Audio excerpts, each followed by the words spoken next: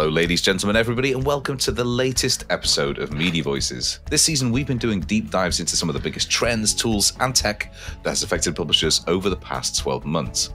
Now, that's as part of, and it's all been leading up to the publication of our annual Media Moments 2023 report, which is going to be released this week over at voices.media/MM23.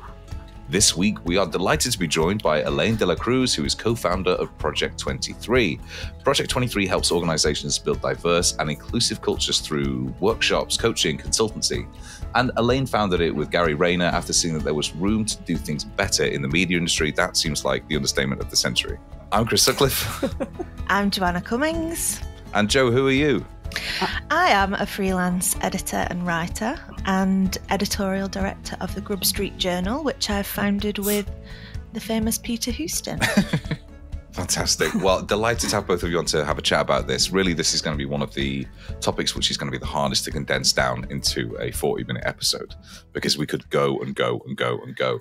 But Elaine, to begin with, I wondered, how did you come to work in DE&I? You know, what were some of your motivations and drivers to actually get into this space? Good morning, and thank you for inviting me on. It's a pleasure. How did I get into DE&I? So I think just as you introduced me there, Chris, I worked in the media industry for 16, 17 odd years. And I had a great time working in media, and it suited me. It suited my lifestyle. You know, I got involved in the jollies. I climbed high by working hard and doing well. But after a while, I started to realize that I wasn't immune to these ceilings that people were talking about. But that took a while. I actually, like many women in media, many people of color in media and other organizations or industries, I always thought, you know, I just work harder. I can get there. Like these ceilings are there, but I can get there. I can break through. I'm good enough to get to this point. I'll keep on going. And then I actually just started to get really frustrated with the fact that actually I wasn't really being seen for the value that I had and that I was bringing. And long story short, after a while, I just started to fall out of love with the job. When I could give you kind of like the play-by-play and the series of events version of how I got there, how that led to kind of voluntary redundancy, which I snatched with two hands and thought, yes, I'm out of here. I'm going to take it. Gave me the opportunity to financially set ourselves up, having our own company. But actually, I think the reason I do the job that I do, like deep inside, is I think there's two things probably. I am someone who has a real sense of fairness within me, I think. And that's not always great. That's sometimes a hindrance. You know, the world is not fair. But I think I am driven by this, that's not, almost like a child sometimes on one end, you know, that's just not fair. But on the other side, just in a more kind of calmer note, just to see the world with the inequalities that there are and the notion that we can kind of make that better or put things right. Often when we talk about diversity and inclusion, people talk about the numbers first or who's here, who's not here. But the inclusion and the belonging piece is a really big piece for me personally, to have an idea of the fact that actually, do you know what, for 20, 30 odd years of my life, I wasn't really acknowledging the fact that actually I don't feel like I fit in here, or I'm trying really hard to fit in, or to change my shape, or do all sorts of things, I think really resonates with the work for me. And I think that tends to propel me forward within it and gives me a bit of fire in my belly. I wondered, could you tell us a little bit more about Project 23 itself? Yeah, of course. So Project 23 is an organization that I set up with Gary Rayner that you mentioned as my co-founder. About 5.5 years ago now. Is that one of those realizations where you go, holy shit, it has been a while actually? Yeah, just a little bit. But it's both. It's like, wow, that was freaking ages ago. And also, oh God, that really did feel like, you know, yesterday when we were in a cafe just making up ideas for a business, because we wanted to build on a partnership that we'd established in media for a long time. Rather than go into two separate jobs, we thought, let's just have a look at and see what happens if we do something together. And from that was born Project 23. What we do as a business is we help other organizations to build equitable and inclusive cultures, i.e., we are supporting organizations to make diversity and inclusion part of everything culturally, because it should be part of everything. We need a DEI lens over everything, and it gets everywhere, rather than certainly what it used to be a lot and what it still is every now and then, of course, DEI being a thing on the side, something that we have to do, something that is like a should rather than a we must or we will. It's we should do something, so let's get some stuff going on over here on the side. So we help organizations to go through the line of business, really, or through the line of the organization. How can diversity and inclusion just make us better, make our people happier, make our organization more successful in what we're trying to achieve? And we do that through straight up advice and consultancy, focusing on strategic development and support, basically getting a plan together. That's all that means. I hate this word strategy sometimes because it seems huge. And a word like plan and actions and objectives really breaks down. Like you just need some basic business rigor a lot of the time for most organizations when it comes to D&I, rather than just feeling like it's the right thing to do. No, you need a plan. So we help organizations with that. And then, as you can imagine, a big part of what we do is also around education, learning, unlearning, understanding how to change, broadening our perspectives beyond our own lived experiences or the knowledge that we've got so far. I hesitate to call myself an expert because every day's a learning day. There is a lot of stuff that we all should be learning about different lived experiences, the social and political and historical factors that create the systems and processes that we all operate in today.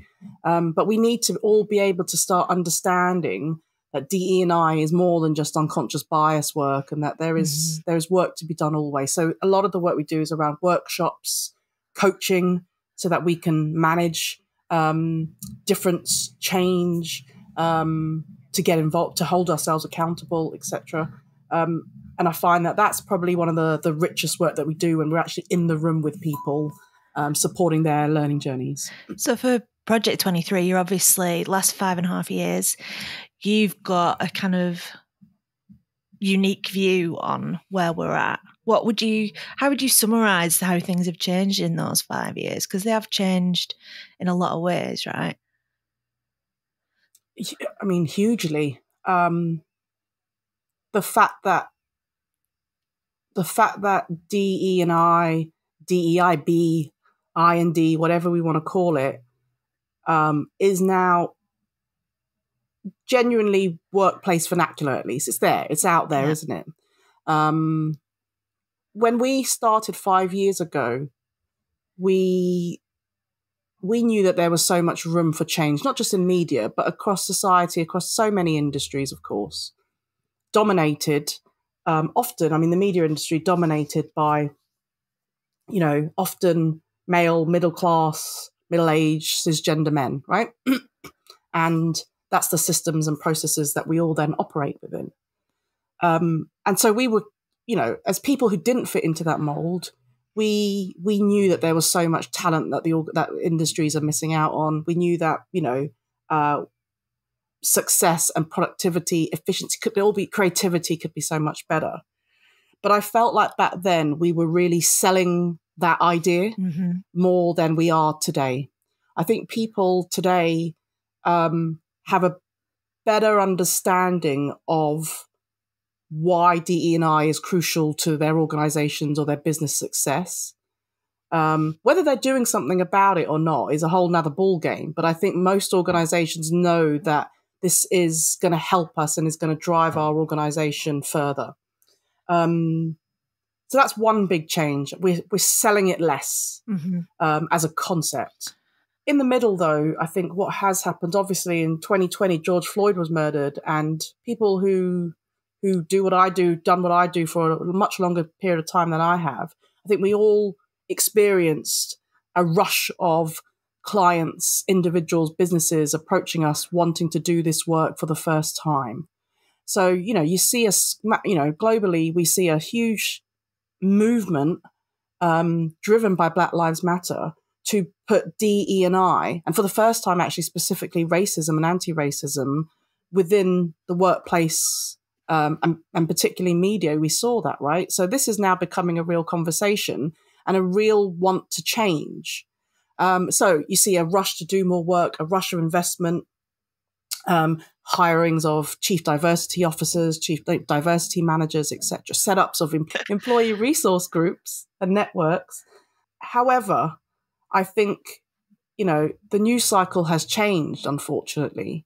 And in 2022, this year particularly, we've started to see that investment slow down or even be cut altogether as other macroeconomic factors and challenges have come into play for businesses. So there's been a real shift, I think, in the fact that this is something that organizations really know they need to deliver on. But there is still a huge challenge and a huge barrier to sticking with this work and committing to this work when, quote unquote, other bigger priorities come along. So I think that really challenges the whole piece. So where does that inertia come from then? Because if, to your point, that people do recognize this now and it has really embedded itself within the agenda, what is it that makes DE&I so easy to cut from a business perspective? Where has that perception come from? This is not a trend, right? This is not something that we can, to your point, we cannot just silver bullet this. And unfortunately, I think that some people, as they've gone through a journey of enlightenment, of realizing that, oh, okay, perhaps I've had blinkers on all this time, unknowingly or knowingly, and there is discrimination that happens. There are inequalities, or there is a talent pool that we're not tapping into that we could tap into, for example. People start to unpack what's going on. And I think in our experience, in my experience, you often come across leaders or businesses that want to fix things straight away. And then you're doing things kind of on false pretenses, really. So we think that we're going to roll out some training or do some talks or just invest X amount of money into something over a short amount of time, and things will just get better and it won't be so, and then we can move on to the next thing that I have to move on to. Whereas actually, no, it's not like that. It is an always on situation. I mean, unless I'm lost and unless I'm wrong, these are societal issues that are not going to change in our generation. But we can make a big difference within the confines of our organization as leaders to make people feel like they're included, to improve the diversity within our organization over time, to change the systems and the processes so that they're fairer. But because everything is interlinked, you can't just flick all the switches and everything's done. You have to have a multi-layered approach to DE&I work and treat it like a verb. Like we are doing DEI all the time. And so I think there can be a bit of tiredness and fatigue and inertia because there's a misconception that we can just be done after a while.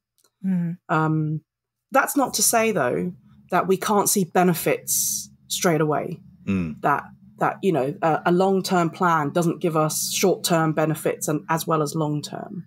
So just we can put in a long-term, multi-layered approach to this. Run employee resource groups, have a strategy, change our recruitment processes, do outreach to communities or go to schools to get more people in media, as lots of different examples.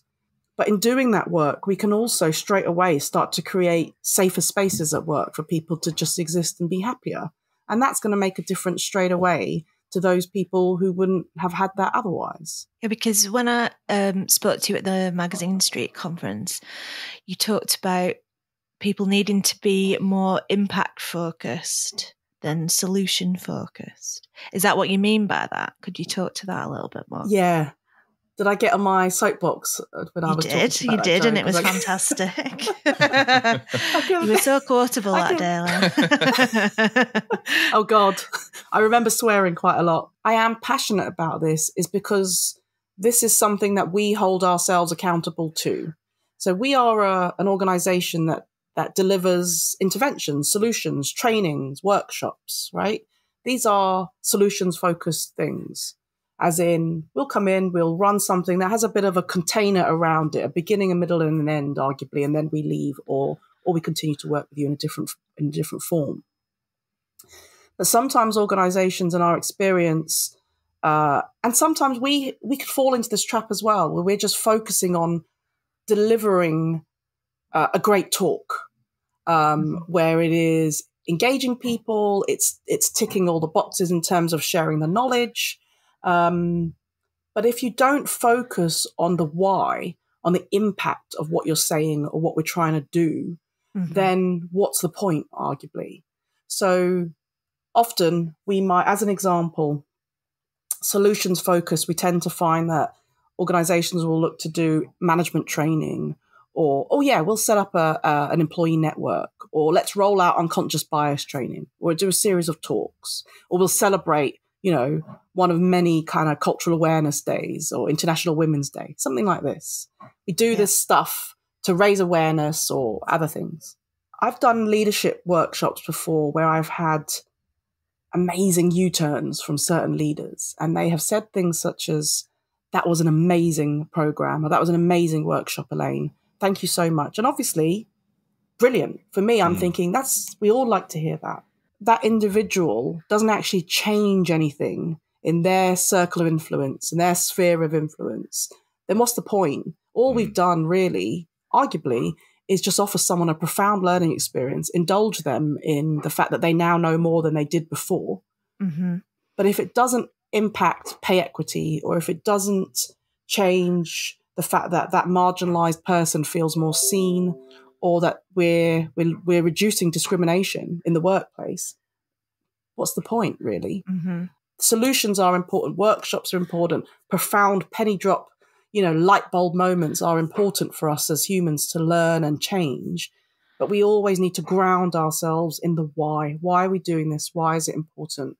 Why are we running inclusive management workshops? Well, it's because these are the most influential people in the organization sometimes, and they have the ability to cascade their behaviors, first of all, their positive behaviors throughout the organization, or they have the clout to kind of change and shape the way we do certain processes so they could be better. So that's obviously talking there about how you almost begin that change by talking to people who have the ability to make decisions within a business. But how are the most effective media businesses implementing and tracking these changes? Because it seems to me that based on what you've said and what we've heard elsewhere, that it's useless unless you are tangibly tracking whether there's an internal change as a result of this over a long period of time. So how do the most effective media companies actually go about doing that? Do they have somebody whose role it is to track that stuff and feed it back? Do they have reporting within the business? Is it all of the above and more? First and foremost, it's about actually tracking the change, measuring the change. And you'd be surprised, or perhaps not, at how many organizations don't try to measure the impact of this work. Whether that is in sentiment work and how employees feel about the organization that they operate within, what their experience is like, or whether that's in more composition, like, diversity, workforce composition data. Who works here? Is that changing? How does that look as you go further up the organization or in different departments that inevitably have more power than others? So there is a lot of data that we already have within a lot of organizations. There's already data that exists that can measure the impact of this work, particularly over the longer term piece. So how long does it take to hire people? What is our churn rate like? Who works here currently? What does the data say? What does the insight say in the exit interviews? Right. So there's data that we already tend to collect as businesses that we should look to and kind of dig into deeper with a DE&I lens. So what I mean by that is if we're already collecting some kind of employee engagement data, are we able to disaggregate that data and see beyond perhaps 74% of employees feel like it's a positive, great place to work? Are we looking at the 26% who haven't said it's a great place to work? Who are they?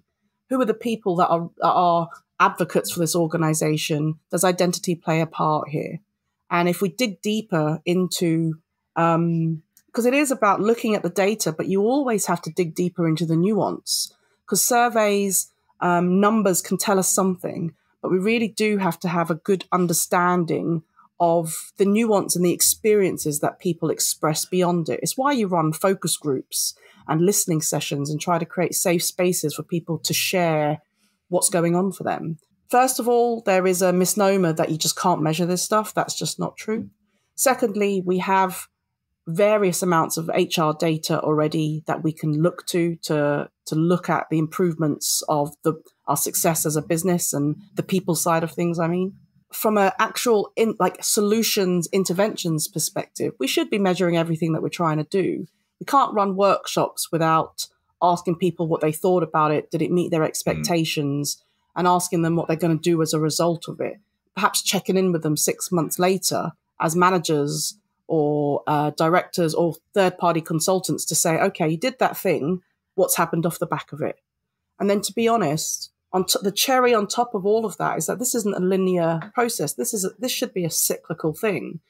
We assess, we plan, we implement something, we measure it, we review, and then we go again. What did we do that didn't work? What did we do that we could do more of that would help us further?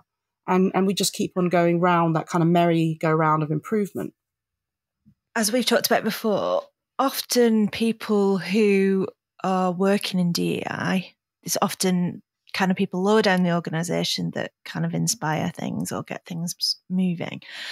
And there's a lot more talk now about how they're prone to burnout, partly due to lack of support from organisations. So I just wondered, how should companies support them?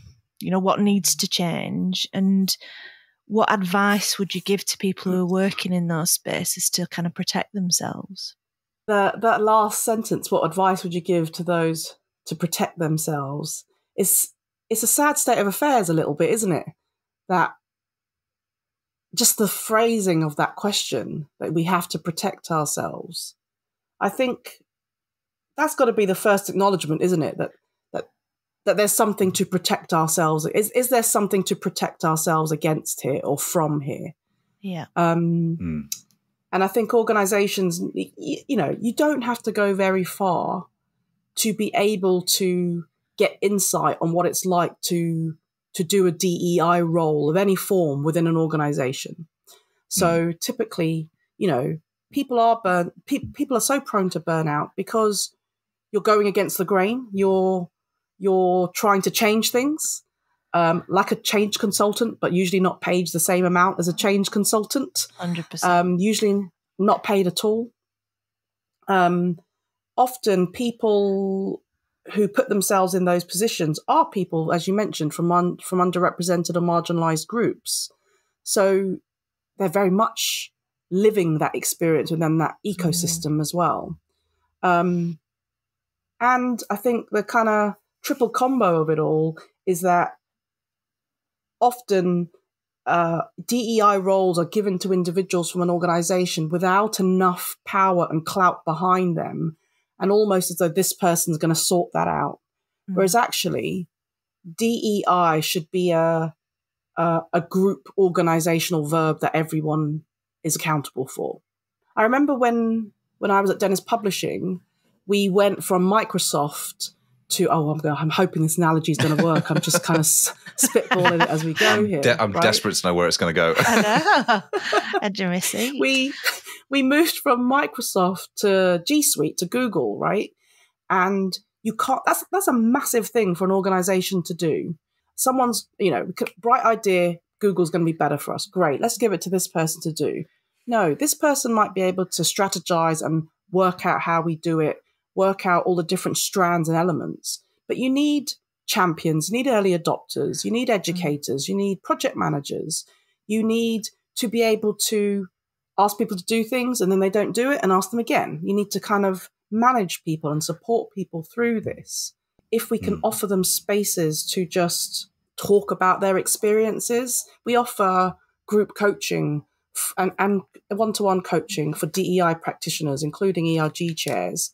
because you need a kind of restorative space often to acknowledge your experiences, and perhaps working and talking with other people. If as an organization, if you have DEI leads, if you can connect them with other people in that space outside of your organization, the value of that is huge, because we need to be able to connect to each other and work out what best practices, what ethical practices, or to know that, oh, I'm not alone in that.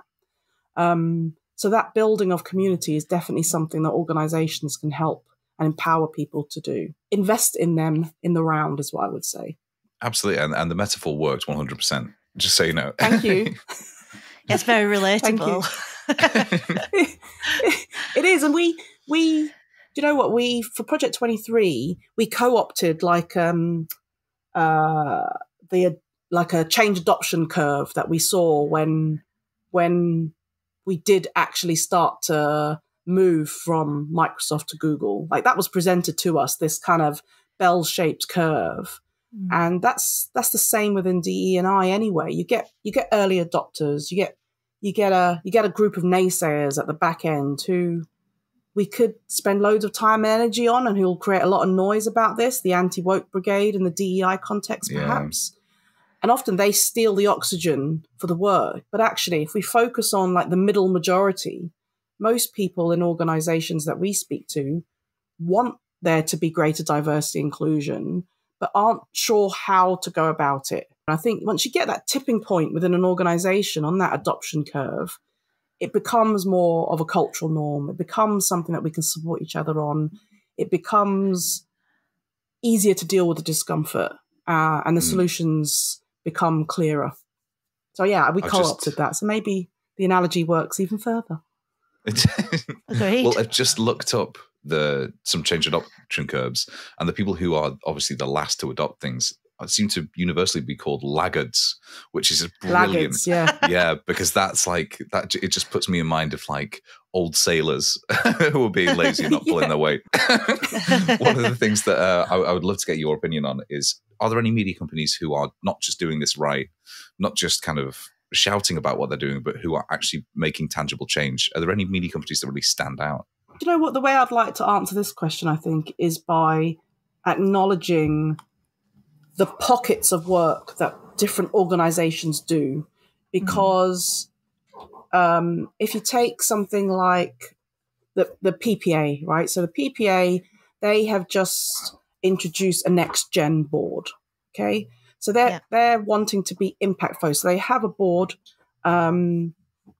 which is typically, you know, obviously like many other trade organizations and bodies, is senior members across the industry. It makes sense to diversify who is shaping and informing what the PPA should and does, right? Should do and does. So they have introduced a next gen board, and in their selection criteria for the next gen board, they have been equitable in the selection of those individuals. They've wanted not only fair representation, but they've wanted different voices who are there, the voices of people who don't normally get heard. Importantly, then, they've empowered that next gen board, and they will be empowering them over the next year and beyond, probably until the next gen board comes to fruition as well, in order to actually give them the space to do what the PPA want them to do, to shape, to inform, to guide, to listen. So that's literally a direct way of getting voices, different voices around the table. And that's just one way of doing it. And interestingly, what I love about the role that I have now in DE&I is that so many of us are just open source about everything. We have a notion, we have a value in our business of we rise together. It makes no sense. There's no monopoly over this stuff. There's no real IP. So I know that immediate media have picked up on the idea of the next gen board, you know, discussed it with PPA that they'd like to do something similar. Great. And I think the PPA are hoping that they'd have a blueprint for how you set a next gen board up, because this is a great thing that other organizations can do. So it kind of, the ripple effect is great. So I think there's something about what are we doing that actually is getting different voices at the table is one thing. And then another thing is, how are we just sharing what we're doing with others? What I liked about Immediate, when I spoke to Rydia over there, actually, who's their head of DE&I. Is that knowing? Yeah, Joe is in. Yeah, Joe, you sounded so cool. like fond and affectionate all of a sudden. Yeah, she mentioned that for the last couple of years they have been working to build the foundations of good DE&I. So to my point earlier about not wanting to silver bullet things, often from an organization strategic perspective, we can think, okay, this needs to be leader led. It needs to be within the culture. It needs to be part of everything we do straight away. But you've got to go through a journey to get to that point. You know, if we as an organization are kind of uncomfortable with just speaking about racism as an example, we can't fathom that we're just going to make this a leader-led strategy straight away, right? We have to break down the phases of this work. And what I loved about working with Immediate is they had a real sense of understanding that in order to do this work well, sustainably and over time, we need to put the building blocks in first. So we need to put things in that are going to be able to measure. We need to put the right people in place. We need to have people strategies that are interwoven and interlinked, L&D, people, organizational development, DE&I.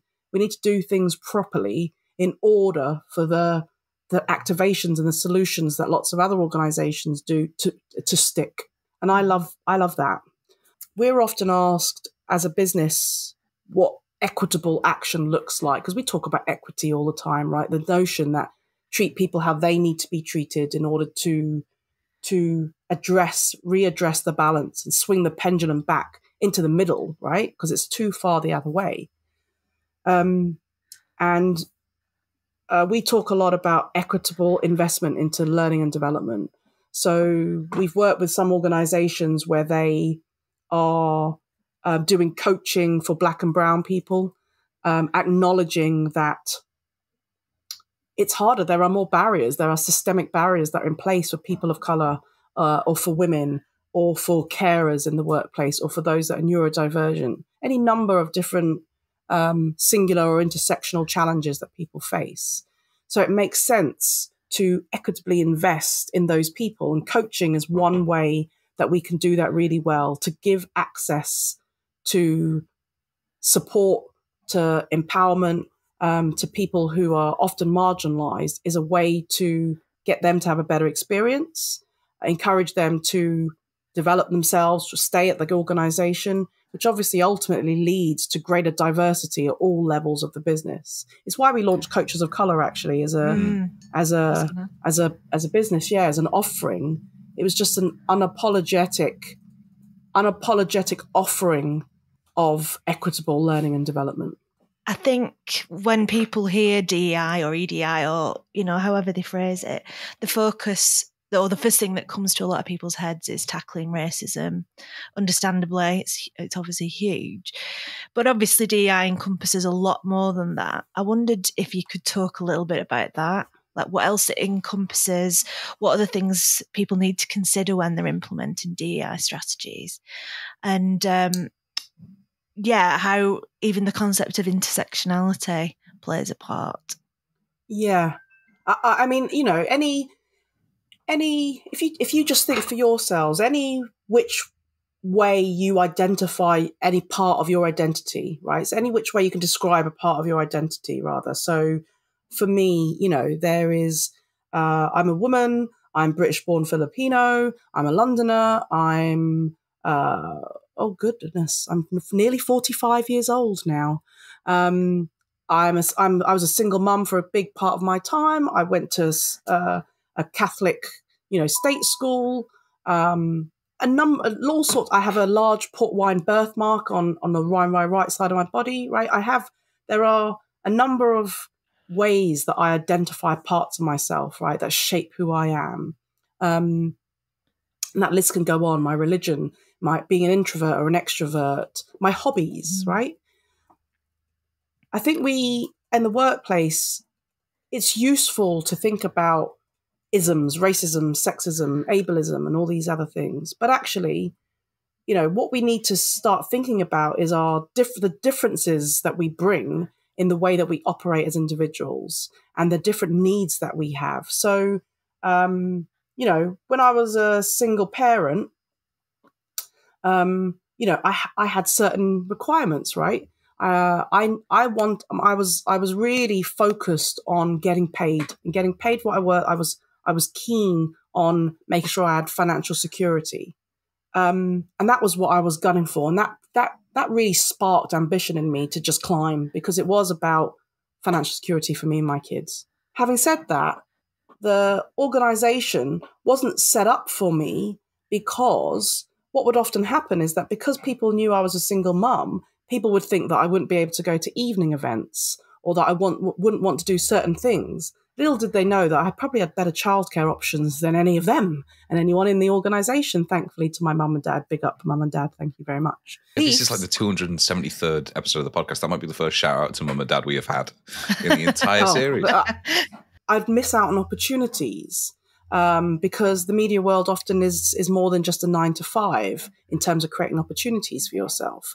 So for me, I've kind of gone slightly wayward on the question here, but for me, it is about understanding the way in which we work and the beliefs that we have, and how we can widen the access to those things to more people. If you look at the media industry, I said it earlier, it's rooted in men, in middle class. Often the leaders are middle-aged,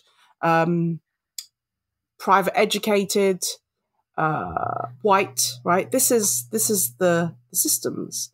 So it would typically mean then that the way that we operate isn't going to best support those who have disabilities, or those that have ADHD or dyslexia, because we like to do things really quickly, and you've got to come to a room and be able to think on your feet, and we value being able to think on your feet.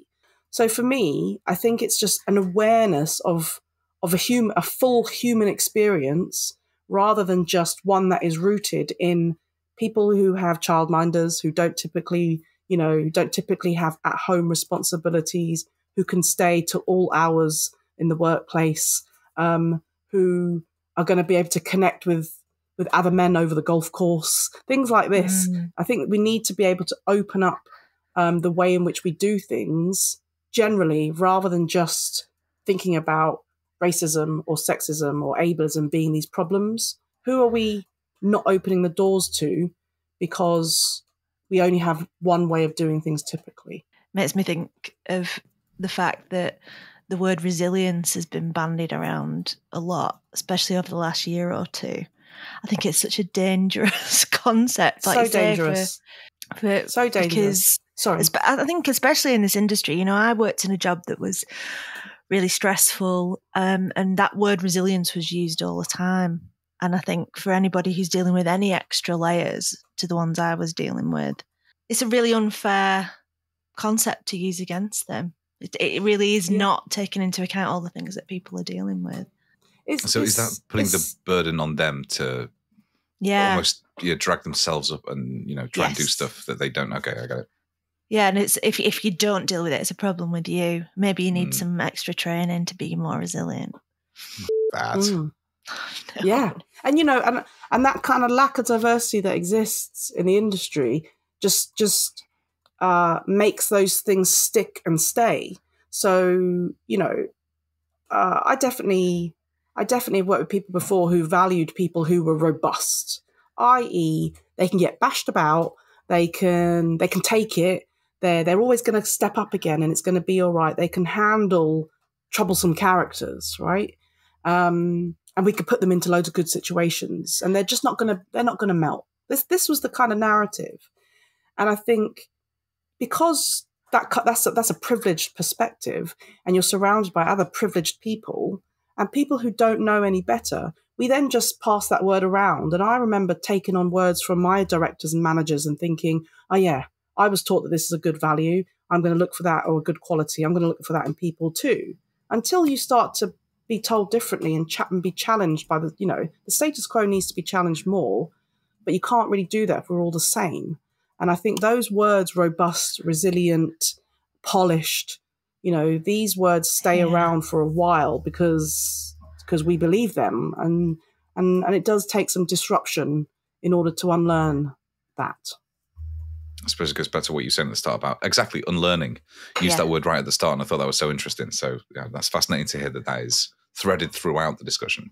There are so many grassroots organizations who are trying to do something about diversity. And to your point, there are organizations like yourself and even some champions within big businesses. Are you confident that if we came back to this discussion in a couple of years' time, we would see more progress made, not just in terms of awareness, but in actually delivering tangible change? Today, I'm going to answer and say that in 2 years' time, we will see change. We would have seen change. There is a driving demand for organizations to be better, to be fairer, to stand up for something, to have a purpose. You see that in, research from the Big Five, just in terms of purpose over profit and the expectations from both consumers, advertisers, employees to be associated with somewhere, employed by somewhere where there is a purpose to what they do. So I absolutely, I wouldn't do this job if overall I didn't believe that we were going to get better and things that do change. What I would say as a kind of watch out, and why I'm saying this, I caveated it slightly with today, is because on some days it can feel more disheartening. It can feel slightly less hopeful. But I think that's the journey. It is ups and downs, and, we learn from what's going on around us, and we need to support each other. If we're going to keep on moving forward, I really do firmly believe that we need to look at things as though we do rise together. How can I support others? Who can I share this thing that I've learned with? Who can we reach down and help to pull up? Or who do I need to ask for help? And I need to be quite humble with that fact. This is a community thing, and it is a societal thing. And I love the fact that I found work in a place where we're not all kind of trying to hold on to what we know, and actually we're trying to share it. And so I suppose if anyone is listening and interested in doing good DEI work, I think that's my kind of lasting piece of advice, I think, that to work with others and build community doing this. Don't do this on your own. Well, that is as practical a place to end as I think we could have found there. So Elaine, thank you so much for coming on and having a chat. If anybody wants to find out more about your work and your projects, where can they sort of seek you out? Oh, I'm on LinkedIn under Elaine de la Cruz, funnily enough. I think maybe I'm the Elaine de la Cruz on LinkedIn. You're so from a lucky. URL perspective. You're so lucky. You are the Elaine de la Cruz to us. It's like 50 I Googled it, and there are many. In London alone. There are many Elaine de la Cruzes globally. Project 23 is project23works.com, and we're also coachesofcolor.com. What I would say is, I'm a real person. Please reach out to me. I do like to hear stories, individuals, like challenges, etc. And if we can put people in touch with other people who can help, if it's not us, then we're always willing to do that too. But yeah, reach out to me. Nice, fantastic. And Joe, obviously you've just reached the 1-year anniversary of your employment with Grub Street Journal. Where can people find that? Where's that gone? We're at grubstreetjournal.com. That's where you can buy copies and sign up for our newsletter, the Magazine Diaries. Well, thank you, Elaine. Thank you, Joe, for coming on and having a really interesting chat. We are going to be dealing with DE&I in a chapter in Media Moments 2023, which is out this week. You can head across to voices.media/MM23 to sign up for that. We would love to get your feedback on that, so please do download it, read it, let it percolate, and then let us know what else we could be talking about next year. You can also go to voices.media to sign up to our daily newsletter. Now that condenses the 4 most important news stories of the day into a single email for you. You can also sign up to our community, where we discuss everything media related and non-media related a lot of the time. So for now, thank you so much for listening. It's been a fascinating season of Media Voices. Thanks again to Joe and Elaine, and thank you for listening.